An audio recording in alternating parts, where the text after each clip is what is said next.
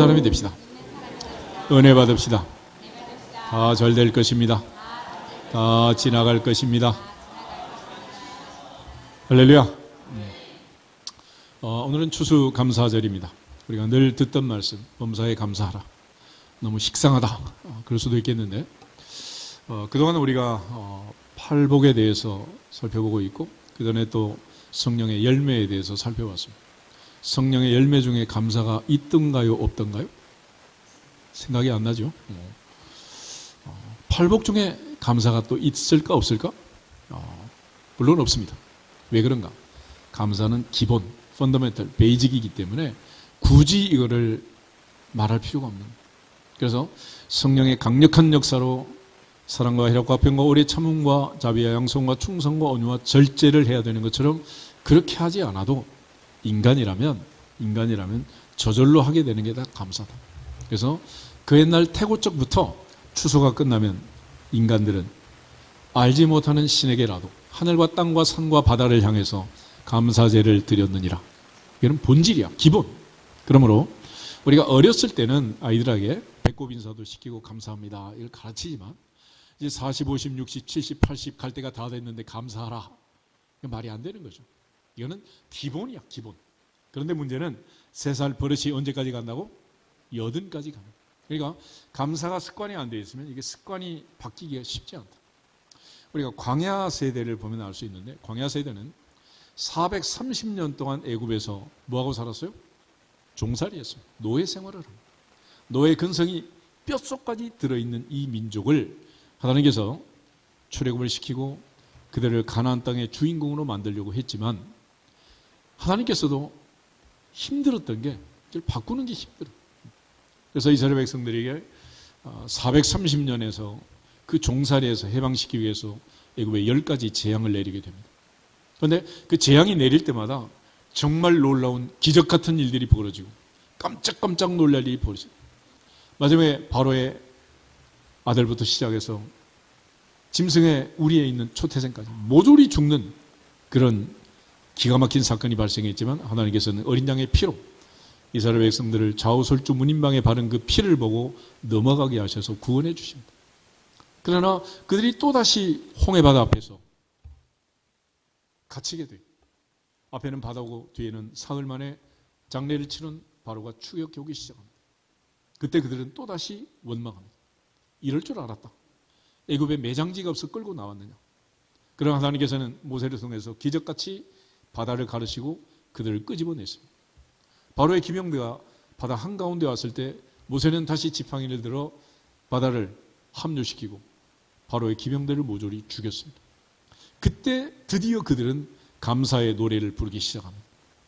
그리고 미리암을 비롯한 모든 여인들이 소고치며 춤추며 장구치며 찬양을 하고 홍해바다의 그 찬란한 구원 앞에 모세의 노래, 미리암의 노래, 온 백성의 노래가 울려 퍼져요. 근데 그게 작심 3일 만에 끝나고 말았어요.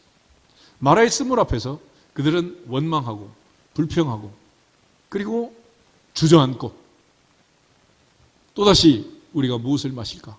원망하는 자리에 이르게 됩니다. 그러니까 인간이라는 것은 아무리 큰 어마어마한 감사를 줘도 며칠 간다? 유효기간이 3일. 그래서 우리가 3일 예배를 드리는 거예요. 3일을 넘지를 못해요. 그게 옛말에 작심 3일 그런 말이 있잖아요. 그래서 이 감사라는 것은 항상 감사, 범사에 감사, 평생 감사해야 되는데 이게 그렇게 쉽지가 않다. 왜 그런가? 우리가 영어로 감사절을 땡스기빙 데이라고 땡큐, 땡스라는 말하고 생각한다, think라는 말은 어원이 같아요.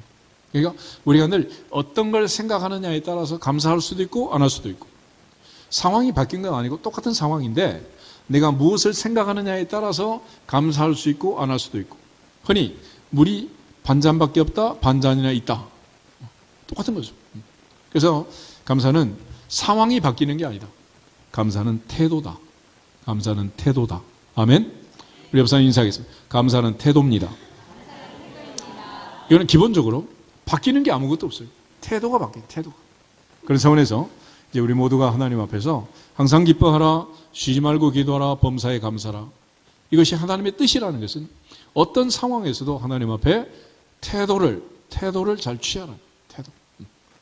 우리가 이제 인생을 살아가면서도 친구 사이에도 부부 사이에도 부모 자녀 사이에도 형제 자매 사이에도 태도가 좋으면 행복하고 오래가는 거고 그 태도가 좋지 않으면 관계가 단절될 수밖에 없는 거예요. 그래서 태도라는 것은 말하는 것도 태도고 쳐다보는 것도 태도, 눈짓하는 것도 태도, 다 태도야.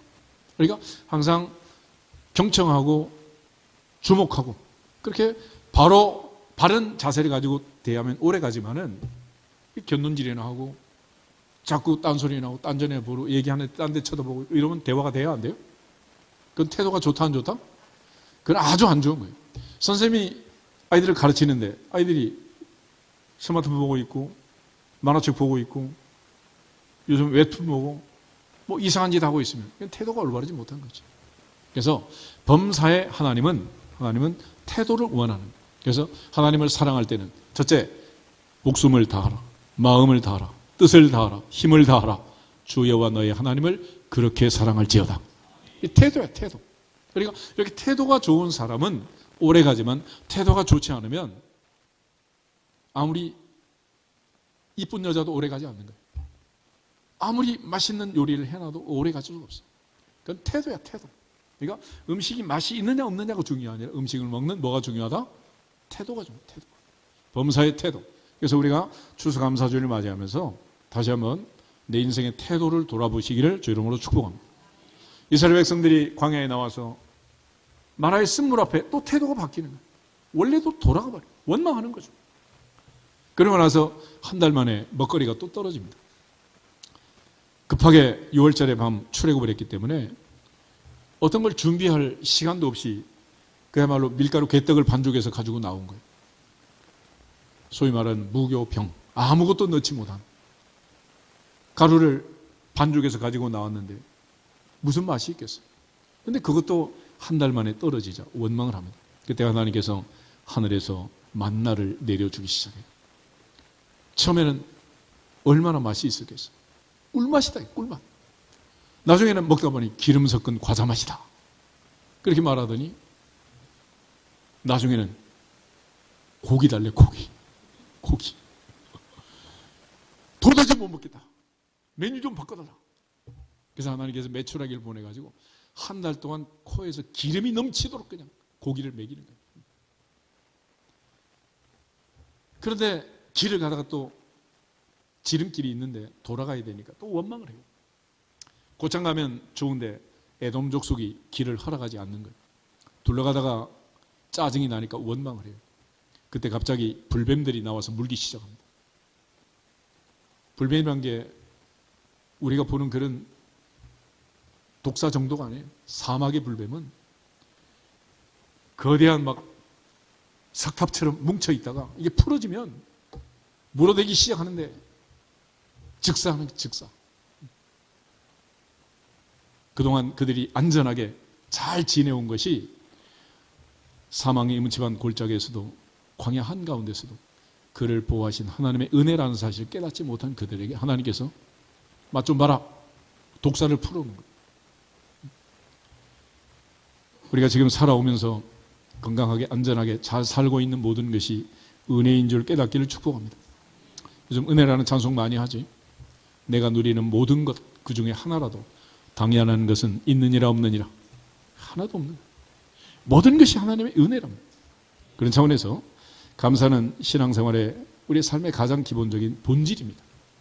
그래서 남편에게 감사하는 아내, 아내에게 감사하는 남편, 부모에게 감사하는 자녀, 자녀에게 감사하는 부모, 형제간에 자매간에 서로 감사할 때만 그 유대 관계가 끊임없이 이어지는 거고 형성이 되는 거지, 감사를 잃어버리면 그때부터는 끝나는 거예요. 우리 모두가 하나님 앞에서 감사의 삶을 살아내기를 주 이름으로 축복합니다. 그래서 오늘 사도 바울은 범사에 감사라, 이것이 그리스도 예수 안에서 너희를 향하신 하나님의 뜻이니라. 하나님의 뜻이라. 골로새서 3장 하나만 더 보겠습니다. 골로새서 3장 15절부터 17절. 골로새서 3장 15절부터 17절을 보겠습니다. 골로새서 3장 15절. 그리스도의 평강이 너희 마음을 주장하게 하라. 너희는 평강을 위하여 한 몸으로 부르심을 받았나니 너희는 또한 감사하는 자가 되라. 그리스도의 말씀이 너희 속에 풍성히 거하여 모든 지혜로 피차 가르치며 권면하고 시와 찬송과 신령한 노래를 부르며 감사하는 마음으로 하나님을 찬양하고 또 무엇을 하든지 말에나 일에나 다 주 예수의 이름으로 하고 그를 힘입어 하나님 아버지께 감사하라. 아멘. 15절 마지막. 또한 너희는 또한 어떤 사람 되라? 감사하는 자가 되라. 무엇을 하든지 말에나 일에나 다 예수님의 이름으로 하늘에 계신 하나님 아버지께 뭐라? 감사하라. 감사하라. 우리 모두는 감사하는 자가 되기를 원하는. 그러니까 하나님이 제일 기뻐하는 사람은 어떤 사람이다? 감사하는 사람. 할렐루야. 감사를 하나님 기뻐하십니다. 시편 50편 한번 보겠습니다. 시편 50편.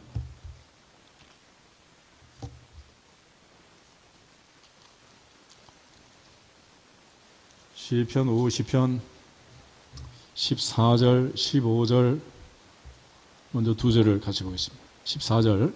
감사로 하나님께 제사를 드리며 지존하신 이에게 내 소원을 갚으며 환난 날에 나를 부르라. 내가 너를 건지리니 내가 나를 영화롭게 하리로다. 아멘. 하나님은 감사로 제사를 드리는 자를 기뻐하시고 감사의 제사를 드리는 자를 통해서 영화롭게 되신다 그랬습니다. 22절, 23절 두 절 한번 더 보겠습니다. 하나님을 잊어버린 너희여 이제 이를 생각하라. 그렇지 아니하면 내가 너희를 찢으리니 건질 자 없으리라. 감사로 제사를 드리는 자가 나를 영화롭게 하나니 그의 행위를 옳게 하는 자에게는 내가 하나님의 구원을 보이리라. 아멘. 감사의 제사를 드리는 자에게 구원을 보이리라. 구원해 주시겠다라고 말씀하세요. 이처럼 하나님은 감사하는 자를 원한다. 감사. 그래서 우리가 무엇을 하든지 항상 하나님 앞에 특별히 주 안에서 가장 가까운 사람끼리 서로 피차 감사함으로 하나님께 영광을 돌리기를 주 이름으로 축복합니다. 그러면 감사는 태도다 그랬는데 우리가 어떤 태도로 감사하는 거냐? 에베소서 5장 20절 찾아보겠습니다. 에베소서 5장 20절. 에베소서 5장 20절을 보면 사도 바울이 감옥 안에서 옥중 편지를 보내는 옥중서신 에베소서에서 그는 네 가지의 중요한 원칙을 설명해요. 감사는 이렇게 해라. 5장 20절 한 절만 같이 읽겠습니다. 범사에 우리 주 예수 그리스도의 이름으로 항상 아버지 하나님께 감사하며. 아멘. 첫째 바울이 강조하는 것은 범사에 감사해라. 검사, 모든 것, everything, in all circumstances. 모든 환경 속에서, 어떤 상황 속에서라도 감사해라. 그러므로 1년 12달 365일 날마다 감사해야 한다. 또 봄, 여름, 가을, 겨울 어떤 계절에도 감사해야 한다. 특별히 계절이 바뀌는 환절기, 간절기에도 감사해야 된다. 감사하지 아니할 수 있는 계절은 없는 거예요. 그런 차원에서 범사에 감사해라. 사도 바울은 그의 평생 감사하기로 작정하는 시점이 뭐냐면 사명이었습니다. 주 예수께 받은 사명 곧 은혜의 복음을 증거하는 일을 마치기까지 내 생명을 조금도 귀하게 여기지 않겠다. 내 생명이 위협을 받든 고단을 당하든 산의 위험, 강도의 위험, 동족의 위험, 춥고 배고프고 헐벗고 돌로 맞고 태장으로 맞고 40에 하나 감한매를 5번 맞고 감옥에 갇혀도 사도 바울은 감옥 속에서도 지금 범사에 감사하라 부탁하고 있는 거예요. 우리 모두가 다 하나님의 사명 때문에 주께서 맡기신 이 모든 일을 감당하면서 한평생 감사로 살아내기를 주 이름으로 축복합니다. 두 번째로 강조하는 것은 우리 주 예수 그리스도의 이름으로 감사하겠습니다. 그런 내 이름으로, 나 중심으로 감사하는 게 아니에요. 자기 중심적인 사람은 감사할 수 있다 없다? 없다. 그래서 예수 중심. 오직 예수 중심으로 살 때 우리가 감사할 수 있는 거예요. 그러니까 결국 내 중심으로 생각해 보면 감사할 수 없죠. 그래서 우리가 늘 감사합니까? 그러면 감사하긴 하지요. 하긴 한데. 그런데 뭔가 부족한 거야. 누구 입장에서? 자기 입장에서. 내가 볼 때 이거 채워주면 좋겠는데, 이랬으면 좋겠는데, 저랬으면 좋겠는데, 이게 안 되는 거죠. 늘 우리는 자기 중심으로 감사를 상실합니다. 그러나 우리 주 예수 그리스도의 이름으로 감사할지어다.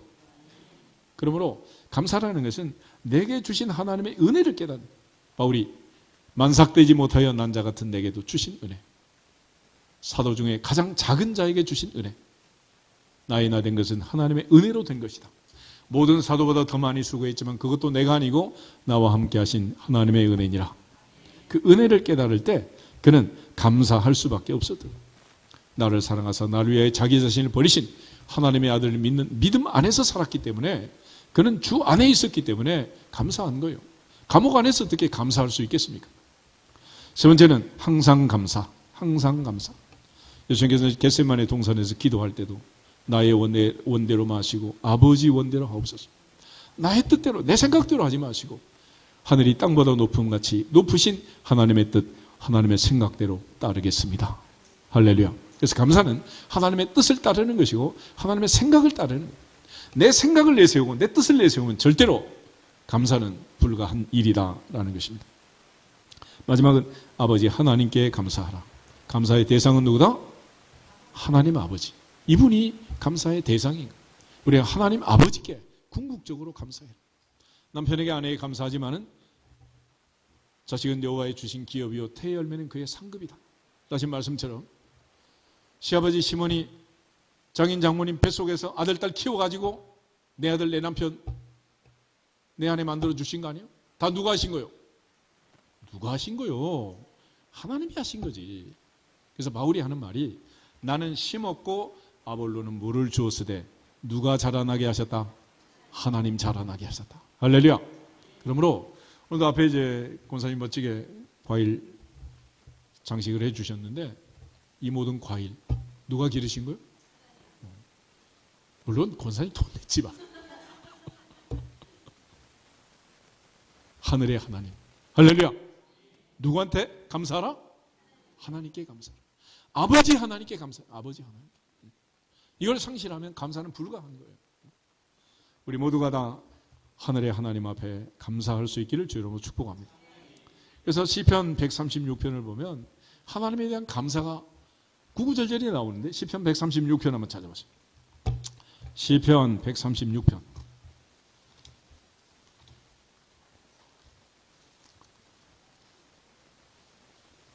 특별히 감사의 대상이신 하나님을 두 가지로 표현합니다. 하나는 창조주 하나님, 하나는 구속주 하나님. 그래서 1절부터 9절까지는 천지를 창조하신 그 하나님께 감사하라. 여호와께 감사하라. 그는 선하시며 그 인자하심이 영원함이로다. 그랬습니다. 2절에서 9절까지 우리 한 절씩 교독하겠습니다. 신들 중에 뛰어난 하나님께 감사하라. 그 인자하심이 영원함이로다.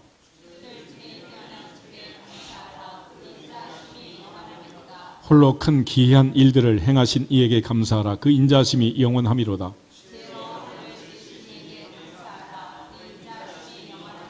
땅을 물 위에 펴신 이에게 감사하라. 그 인자하심이 영원함이로다.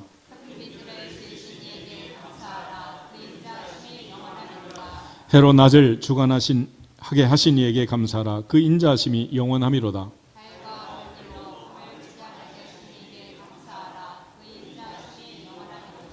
아멘. 천지를 창조하신 하늘과 땅과 해와 달 1월 성신을 창조하신 그 하나님 앞에 감사하라. 할렐루야. 그러므로 이 멋진 계절 가을 이 아름다운 단풍을 보면서도 누구한테 감사해라? 설악산, 내장산, 속리산 찾아다니는 게 중요한 게 아니고 이 아름다운 가을을 주신 창조주 하나님께 감사할지어다. 그게 감사의 기본이야, 기본. 그 다음에 10절부터 마지막 절은 구원하신 하나님, 특별히 애굽의 장자를 치신 이에게 감사하라. 그 인자심이 영원합니다. 그리고 23절 곧 그 종 이스라엘에게 기업으로 주신 이에게 감사하라. 그 인자심이 영원하다. 그래서 애굽에서 가나안 땅까지 그들을 구원하신 아버지 하나님 앞에 감사할지어다. 이것이 시편에서 강조하는 내용. 그래서 마지막 26절을 보면 하늘의 하나님께 감사하라. 그 인자심이 영원함이로다. 사도 바울은 감옥 안에서 이 네 가지 원리를 설명하고 있습니다. 같이 한번 따라하겠습니다. 범사에 감사합시다. 우리 주 예수 그리스도의 이름으로 감사합시다. 항상 감사합시다. 아버지 하나님께 감사합시다. 아멘. 이 네 가지 태도를 보면 이 안에 남편이 속상하게 했다, 시집가서 힘들게 살았다, 있어 없어? 없어요. 없어. 그래서 감사는 뭐냐? 감사는 태도야. 태도. 감사는 태도인데 이 태도 중에 우리가 버려야 될 게 뭐냐? 그것은 조건이야. 조건. 조건을 가지고 들어오면 감사할 수 있다 없다? 감사는 불가한 거예요. 조건을 달기 시작하면 그때부터는 감사가 안 돼요. 내가 아무리 부자라고 해도 나보다 더 부자가 있어 없어? 있어요. 내 아들이 아무리 공부를 잘해도 더 잘하는 녀석이 있어 없어? 또 있잖아. 그럼 감사가 되겠어 이게? 안 되잖아요. 그래서 우리가 항상 하나님 앞에 감사는 태도고 이 태도는 뭐냐? 첫 번째 태도는 자족이다. 할렐루야. 자족이. 바울은 감옥 안에서 이 자족을 배운 거예요. 자족을. 감옥 안에 있는데 무슨 감사가 나오고, 그것도 다른 사람들처럼 나쁜 짓을 하다가 붙잡혀가지고 감옥에 들어간 것도 아니에요. 오직 예수 복음을 전하다가 감옥에 갇혔는데 무슨 감사가 나오겠어요. 그러나 바울은 감옥에서 자족을 배웠다 그래요. 빌립보서 4장을 보겠습니다. 빌립보서 4장 10절에서 13절. 빌립보서 4장 10절부터 13절 같이 읽겠습니다. 내가 주 안에서 크게 기뻐함은 너희가 나를 생각하던 것이 이제 다시 싹이 남이니 너희가 또한 이를 위하여 생각은 하였으나 기회가 없었느니라. 내가 궁핍함으로 말하는 것이 아니라 어떠한 형편에든지 나는 자족하기를 배웠노니 나는 비천에 처할 줄도 알고 풍부에 처할 줄도 알아 모든 일 곧 배부름과 배고픔과 풍부와 궁핍에도 처할 줄 아는 일체의 비결을 배웠노라. 내게 능력 주시는 자 안에서 내가 모든 것을 할 수 있느니라. 아멘. 11절에 바울은 자족을 배웠다 그랬습니다. 만족하고 감사하고 자족하는 것은 형편이 좋아져서가 아니라 어떤 형편이든지 자족을 배웠다. 비천에도 자족하고 풍부해도 자족하고 배가 불러도 자족하고 배가 고파도 자족하고 풍부와 궁핍에 처할 줄은 일체의 비결 자족을 나는 배웠다. 자족을 배웠다. 그런데 어떻게 배운 거냐? 13절 내게 뭐 주시는 자? 능력 주시는 자 안에서. 자족의 능력, 감사의 능력을 주시는 자 안에서 나는 모든 것을 할 수 있다. 그러므로 그리스도 예수 안에서 감사할 수 있는 거고 그리스도 예수 안에서 자족할 수 있는 거예요. 감옥 안에서 감사하고 감옥 안에서 자족할 수 있는 사람이 어디 있겠어요? 그런 속된 말로 애들 말로 미친 거지. 그렇잖아. 하나님 앞에서 바울은 어떻게 이 자족을 배웠느냐? 나는 감옥에 갇혀 있지 않고 누구 안에 있다? 그리스도 예수 안에 있다. 주님 안에 있다. 할렐루야. 우리가 주님 안에 있을 때 주 앞에 가는 날까지 자족하게 될 줄로 믿습니다. 다시 말해서 감사는 나 때문이 아니고 누구 때문이다? 예수님 때문이다. 할렐루야. 우리 흔히 백문일답 그러잖아. 왜 이런 일이 내게 생겼습니까? 왜 내게 이런 일이 있습니까?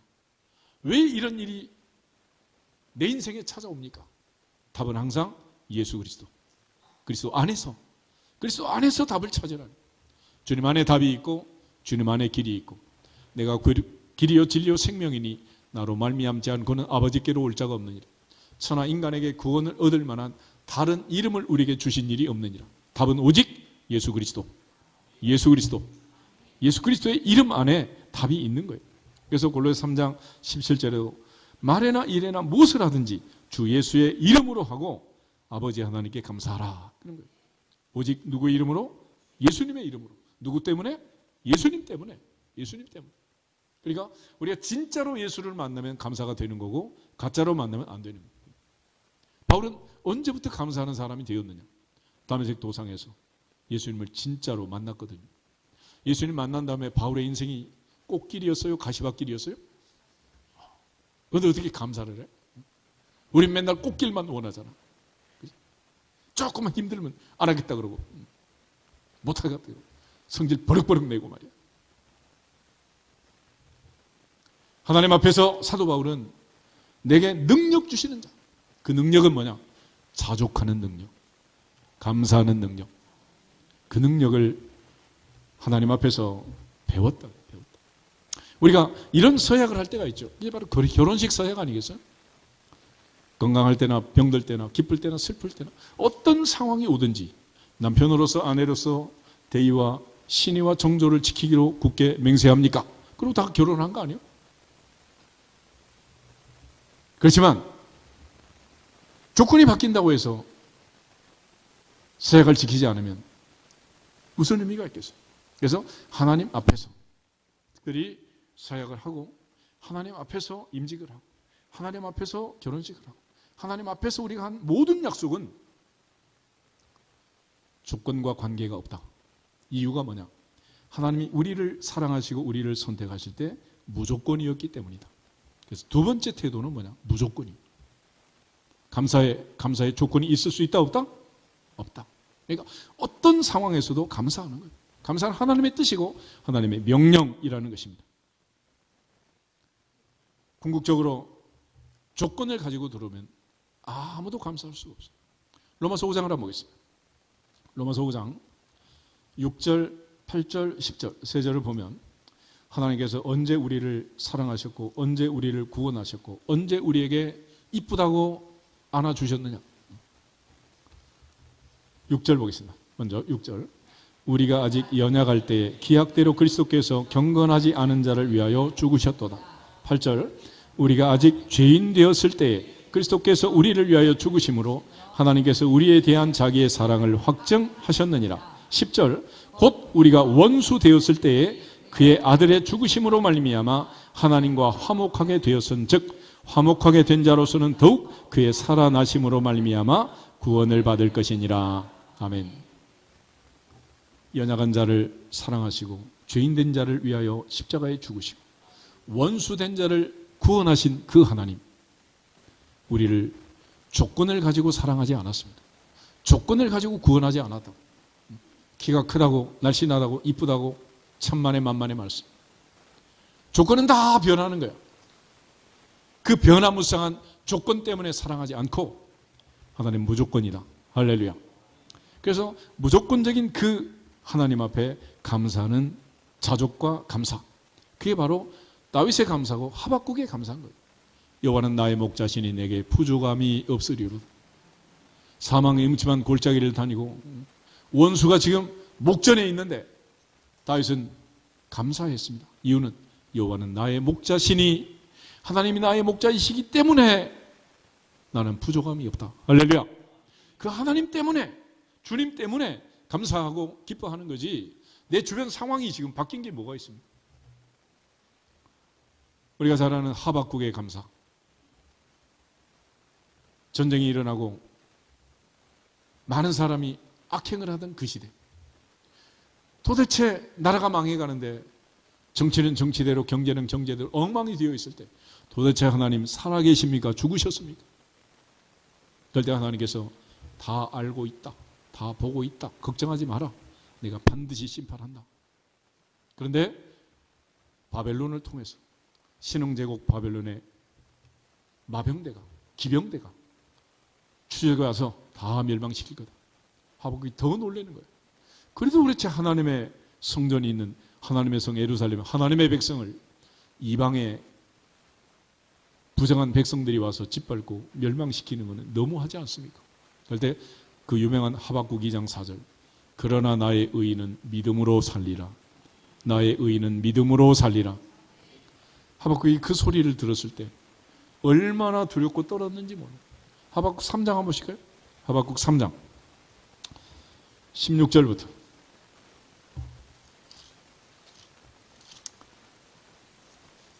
19절까지 같이 한번 보겠습니다. 16절, 하박국 3장 16절, 1305페이지.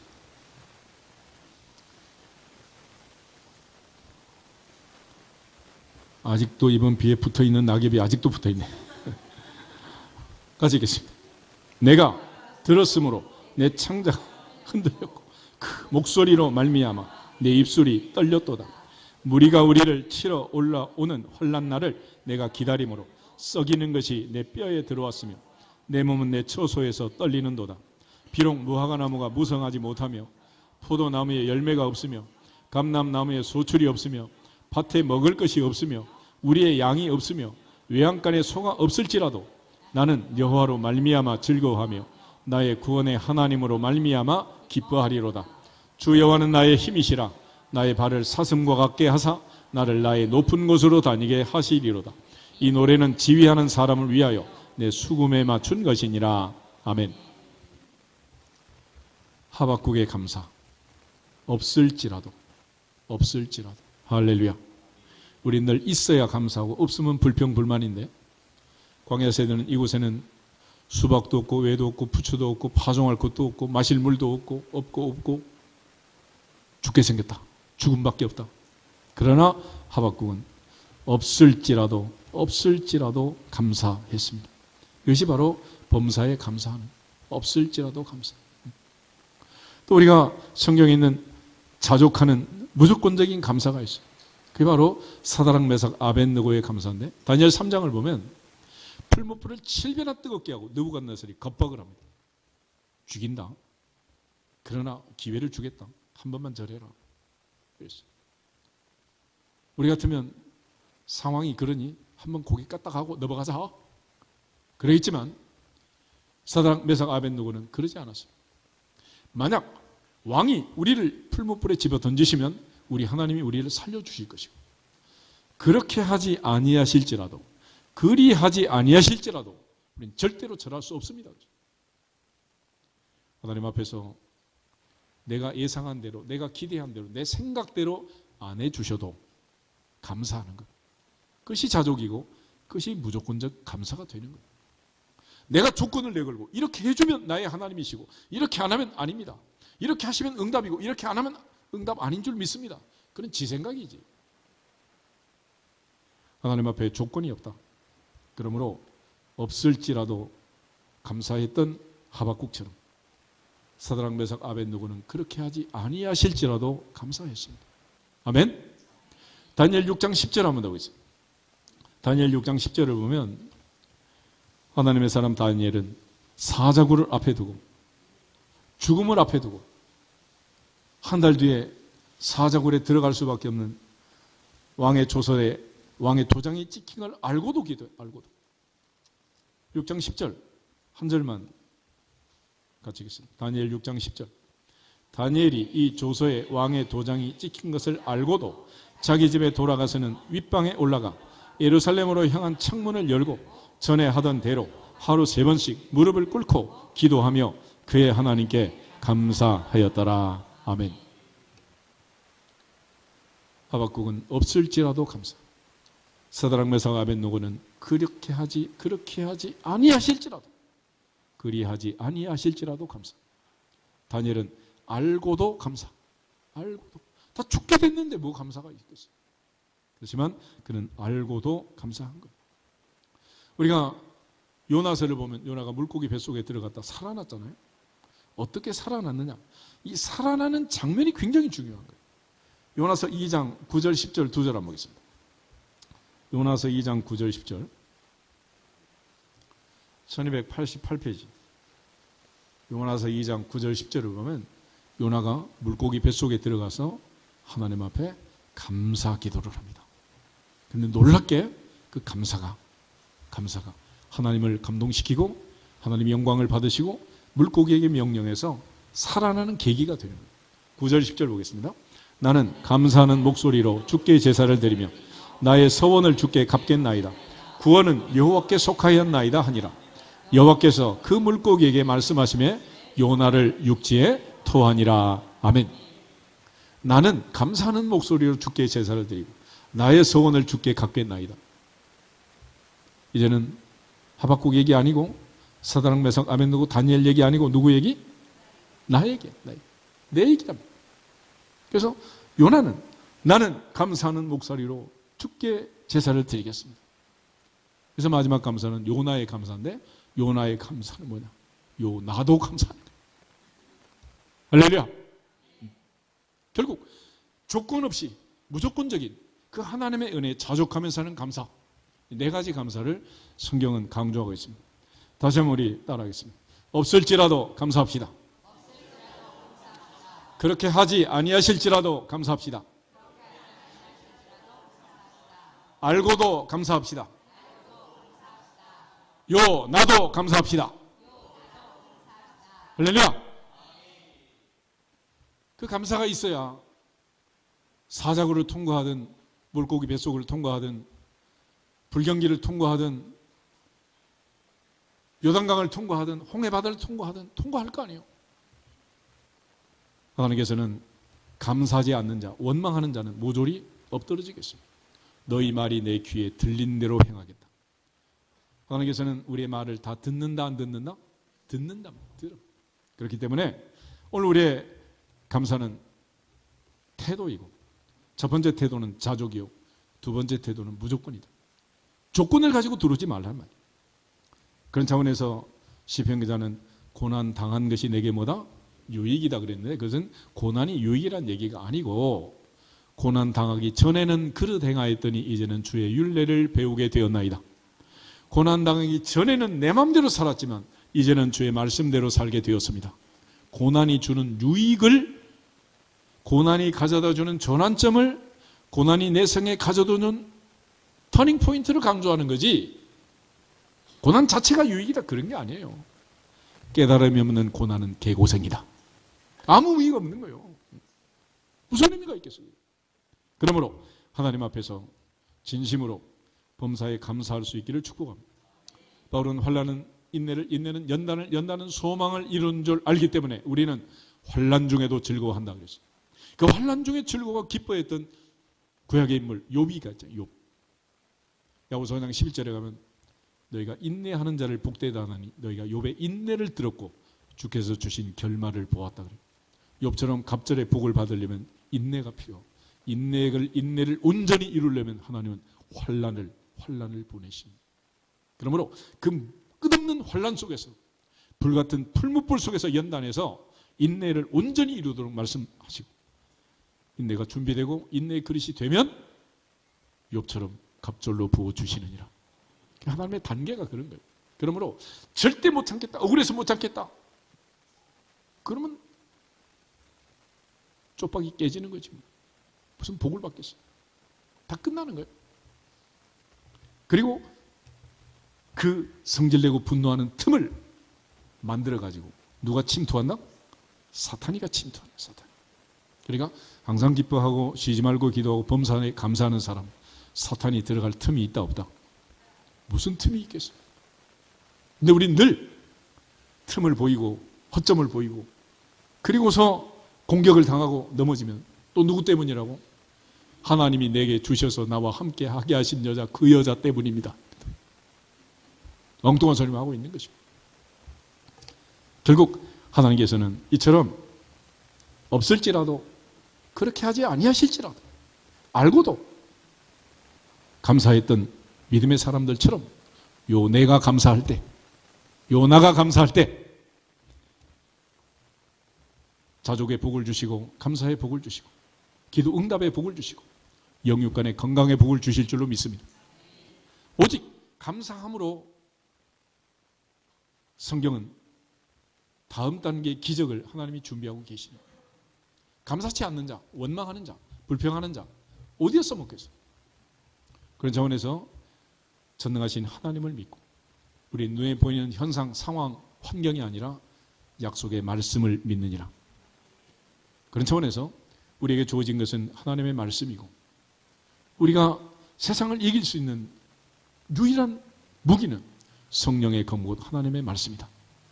말씀이 가는 곳에 가고 말씀이 서는 곳에서 주의 말씀이 내 발에 등이 되고 내 길에 빛이 될 때 진정으로 이 모든 환경을 이기고 자족하며 감사하게 될 줄로 믿습니다. 하나님께서 우리 얼마나 사랑하시는지, 얼마나 복을 주셨는지 말씀을 통해서 그렇게 말씀을 해도 철없는 아이처럼 또 조건을 가지고 또 서로 비교하면서 불행하게 되는 거예요. 우리가 어렸을 때는 장난감 가지고 비교하잖아. 그치? 나는 인형이 있고 없고 자동차가 있고 없고, 요즘 애들은 아예 그냥 막 장난감 밀고 다니는데도 거기다 BMW 붙여가지고 다니더라고. 그 어린아이가 뭘 알겠어, 뭘. 그런데 언제부터 그게 내 인생에 영향을 주느냐? 신경을 쓸 때부터 그게 내게 영향을 주는 거예요. 그러니까 성장 과정에서 어렸을 때는 그저 뭐 아무거나 입혀놔도 아무렇지도 않아요. 근데 이게 갑자기 눈이 반짝반짝하면서 그 딱지가 들어오기 시작하면 어떻게 돼? 그때부터 문제가 됩니다. 문제가.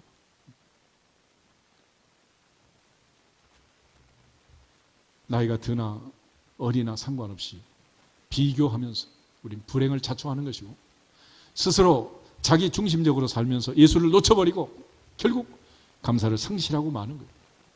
우리 모두가 추수감사주일에 다시 한번 믿음의 주요 온전히 하신 예수 그리스도를 바라보고 내게 능력 주는 예수 그리스도 안에서 감사할 수 있는 자족의 능력을 회복하고 하나님께 영광을 돌릴 수 있기를 주님의 이름으로 축복합니다.